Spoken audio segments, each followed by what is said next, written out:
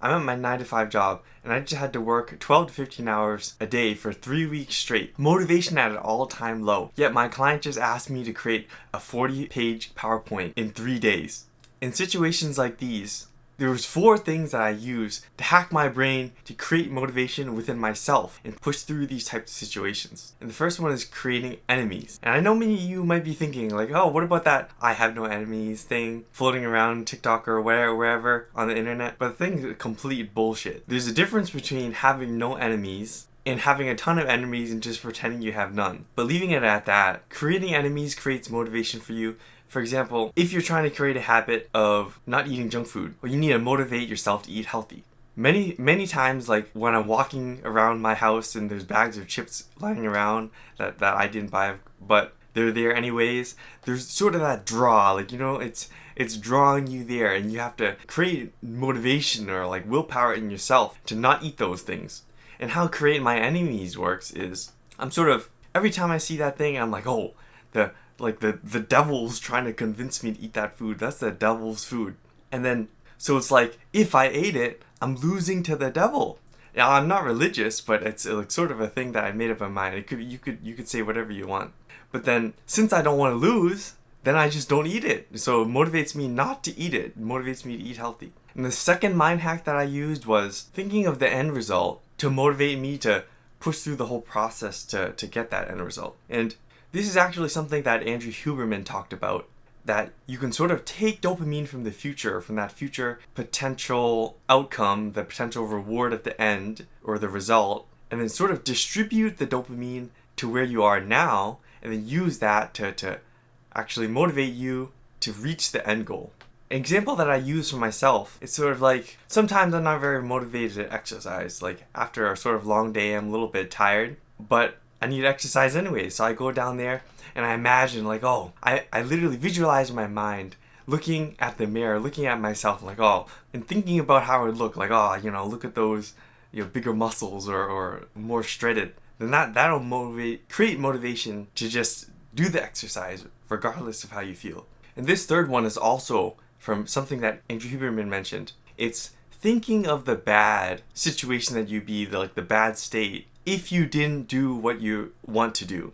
And Andrew Huberman recommends that you only do this if you know you want to do this goal, or you know that you need to do it, you know that you want to do it, and you actually do want to do it, but you just can't seem to find the motivation for whatever reason. A thing that you can do is think about the bad situation. So for example, if you sort of use the exercise thing again, you don't want to exercise, you know you need to do it, you want to do it to be healthy or achieve the level of strength. You think of, oh, if I didn't exercise, like I might feel bad the next day, or like if I continue to do this, I'll be stuck fat and not look good. Just think of all the bad things. And that's another thing that can get you motivated to just do it. So up to this point, there was 3 different things that I talked about. It's like you can create an enemy, you can think about the good result at the end, or think about the potential bad if you don't do whatever you're trying to do. All those things, in my mind at least, like there's sort of like a little like tricks in your mind that you can play to sort of just motivate yourself. But each one of these things are sort of isolated. You sort of like, you try one, you try another, and you see kind of what works. And after a while, maybe if you go through these too many times, they sort of lose their effectiveness. At least in my mind, they do. But the fourth one, which I think is long term the best thing you could possibly do, and what I used in the situation where I needed to make that 40-page PowerPoint in like 2 days, even after working like 12 to 15 hours a day and having like literally no motivation, is just embracing the suffering. I literally use this at like 12 a.m. I'm literally feeling like garbage. I'm not feeling like doing anything at all anymore. And then I just think about this thing. I embrace the suffering, and then instantly, like literally, like my body temperature warms up, and like the tiredness disappears. And then instantly, I can just keep on working. So how it actually works is you acknowledge that you feel like shit, and then once you acknowledge how you feel like shit, you're like, oh, I feel really goddamn bad.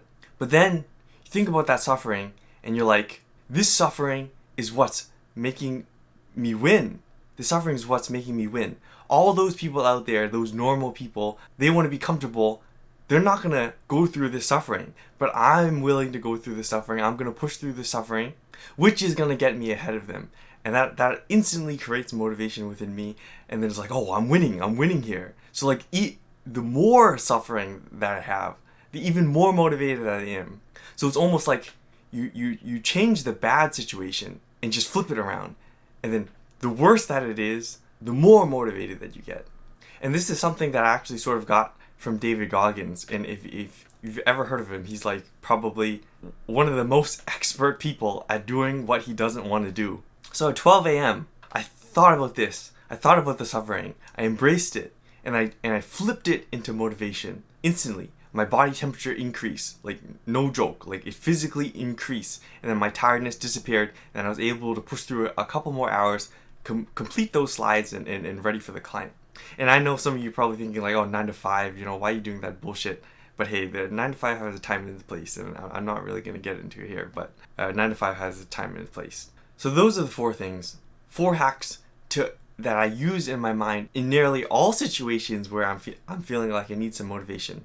And most importantly, I use the 4th one so I can keep a consistent motivation and then almost literally turn unmotivation into motivation.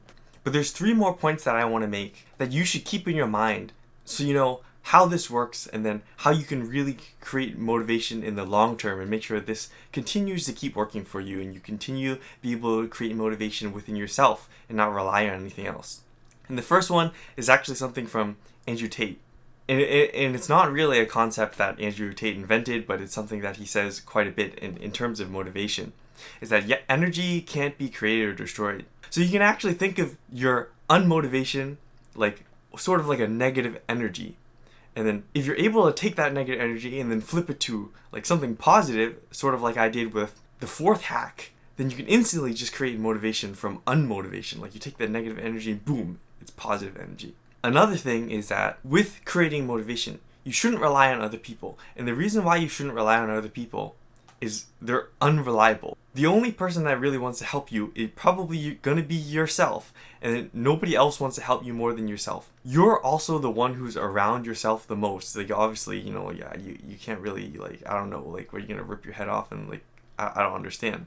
So you are always with yourself. So you'll always be there. You'll be the most reliable, consistent way to create motivation. And if you can do that with just your mind and not have to rely on anybody else to like hype you up or anything like that, then you'll be able to do like what Hamza says, do the hard work even when you don't feel like it. And the last thing that I want to leave you with is one of the more interesting thoughts that I had, and also something that Andrew Huberman sort of talked about, but he didn't explain it in this way, is when you want to stay motivated, it's sort of you're working with the dopamine system here. So you get dopamine in pursuit of something. So there's some sort of reward that you're looking for, or like the process, and then that's why the process itself gives you dopamine. But once the reward becomes really predictable, you know that you're gonna get Y when you do X. And if you do it over and over and over and over again, your body sort of knows like, oh, if I do X, then I'm gonna get Y. Like the rat who's pressing the lever for the dopamine, if you heard that by the experiment, like over time, there's less of an effect, and then he just gets addicted to pressing it because he knows he's gonna get it. And you even ignore food to press that lever. So the thing that you need to do, or what you need to know, is that you shouldn't reward yourself for everything. All those there's a bunch of soft people. If you see a motivation videos online, there's like super soft people that say like, oh yeah, you gotta make sure you reward yourself when you do something good, and then that give you motivation, or like think about some reward that you can give yourself after you do every single kind of task. But then you become like a soft person. You become completely reliant on like, oh yeah, I'll get that like ice cream after I finish this task, and you constantly create random ass rewards in order to push you through to do something somewhat difficult. Then sooner or later, you're not going to be able to do whatever you need to do without that reward that you create. And then being dependent on something else, like I just said, is very bad for your motivation. Don't be soft like that. You got to be able to just do the shit. The example that I was actually going to talk about for this is like a dog. If you have a dog, then you might understand this a little bit better. So you train your dog, like you tell your dog to sit, or you like roll over, or do whatever task that you want your dog to do. You give that dog treats. So sooner or later, when you tell the dog to sit, it's like, oh yeah, I get a treat. But if you're always giving your dog treats every single time it sits, sooner or later, it might not sit if you don't give it a treat, or like it's gonna just get up again. But if you've heard about good dog trainers, they start to sort of like wean the dog off the treats. Like sometimes they give him a treat, sometimes they don't give him a treat. So they have like random intervals of treats. So what that does is the dog doesn't know when to expect a treat.